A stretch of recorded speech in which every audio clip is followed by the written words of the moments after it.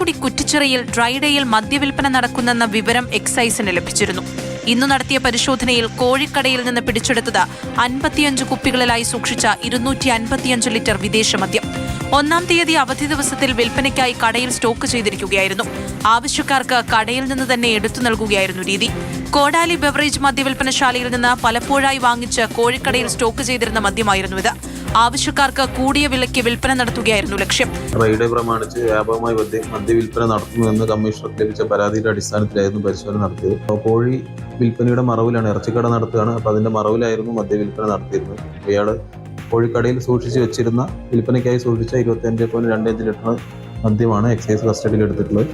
എക്സൈസിന് കിട്ടിയ രഹസ്യ വിവരത്തെ തുടർന്ന് നടത്തിയ പരിശോധനയിലാണ് വിദേശ മദ്യവും മദ്യം വിറ്റുകിട്ടിയ പണവും പിടികൂടിയത്. എക്സൈസ് ഇൻസ്പെക്ടർ എസ് സമീറിന്റെ നേതൃത്വത്തിലുള്ള സംഘമാണ് ഇയാളെ പിടികൂടിയത്.